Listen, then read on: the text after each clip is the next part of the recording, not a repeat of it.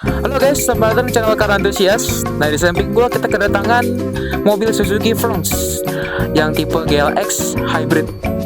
Jadi, mobil ini merupakan mobil di segmen SUV compact 5 seater yang sangat lincah dan juga gesit serta irit. Mobil ini dia itu keluaran baru ya dari Suzuki di tahun 2025 kemarin. Nah, mobil ini ownernya adalah teman gue sendiri, yaitu Bang Rafli. Kalau misalkan kalian mau IG-nya mungkin gue cantumin di bawah.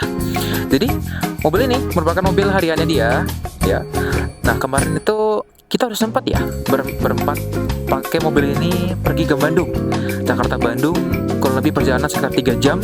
Pakai mobil ini gak ada rasanya sama sekali, dengan konsumsi bahan bakar yang sebetulnya at least irit ya. 13 kemarin average di Jakarta Bandung 13,6 km per liter dengan mesin hybrid. Tenaganya ya at least ada lah ya, dan juga yang pastinya mobil ini nyaman. Nah, kita membahas dulu dari mesinnya dulu ya. Mobil ini menggunakan mesin dengan kode K15C dan juga K15B. Untuk mobil ini kan versinya hybridnya ya, dia tuh menggunakan kode mesin K15C yang sama dengan Suzuki Baleno dan juga beberapa mobil lainnya. Nah, kalau misalkan yang ICE yang non hybrid, dia tuh menggunakan kode mesin K15B yang sama dengan Suzuki R3 dan juga Suzuki Jimny. Nah, kita bisa lihat ya, mesinnya benar-benar bersih banget. Ini merupakan mesin 1500cc dengan kode K15C dan juga dengan motor listriknya yang di bawah posisinya, dengan baterainya yang ada di jok penumpang depan sebelah kiri. Kecil ukuran baterainya. Dan untuk horsepower sendiri, dia tuh ada di horsepower maksimalnya 104 PS dan juga torsinya di 130 Nm, sekitar segitu ya. Mungkin nanti bisa revisi. Nah, di bawah sini ada, untuk ruang mesinnya cukup besar ya untuk mobil ini ya. Untuk ukuran SUV compact dengan ruang mesin lebih besar, jadi dia bisa memiliki center of gravity yang juga kecil. Nah, di sini tuh yang aneh ya, boleh kameramen tunjukin? Itu ada exhaust manifold ya. Mungkin di sini ada sensor gas.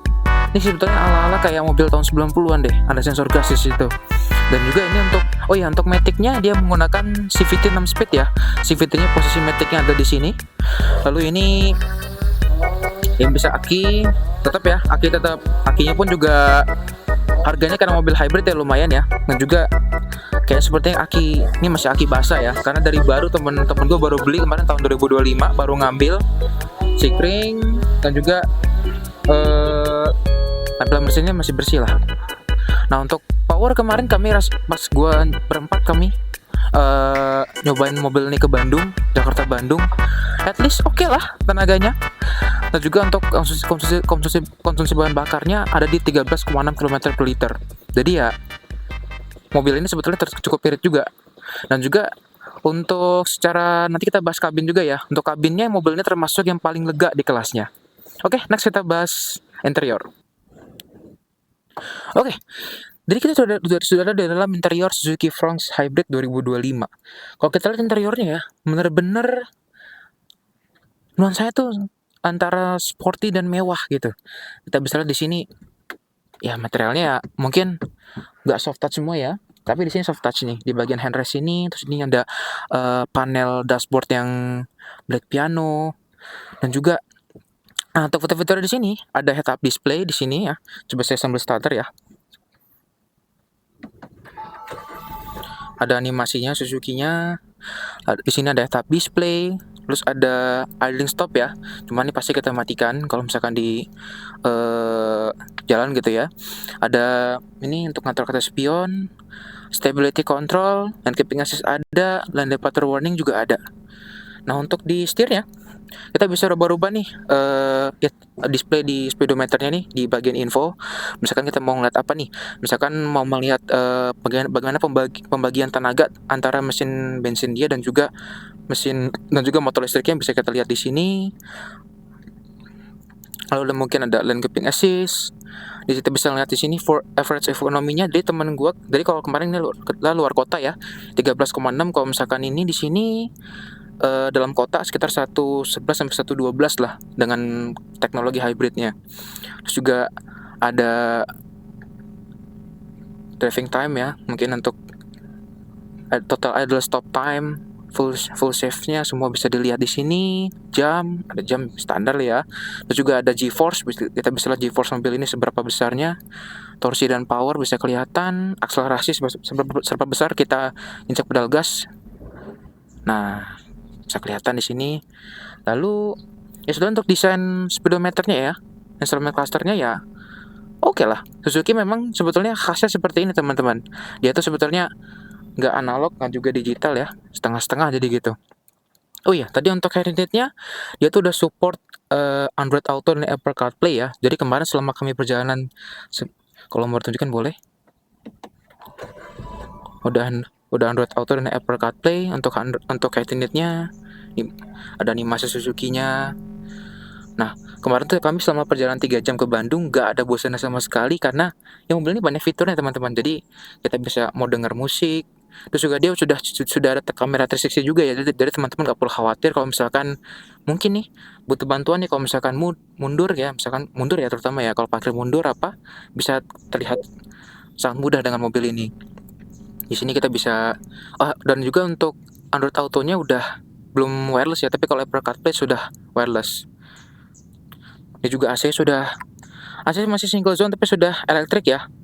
Ini bisa ada pemanas kaca depan belakang, bisa ngatur arah semburannya mau ke atas atau ke bawah atau mungkin dua-duanya, dan juga bisa ngatur udara luar dan dalam.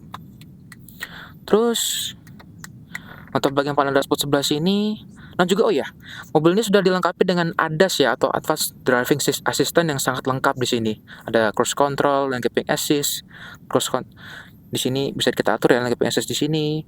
Terus juga dilengkapi juga dengan pedal shift. Nah, ini Matic-nya teman-teman ya. Matic-nya sudah CVT 6 speed.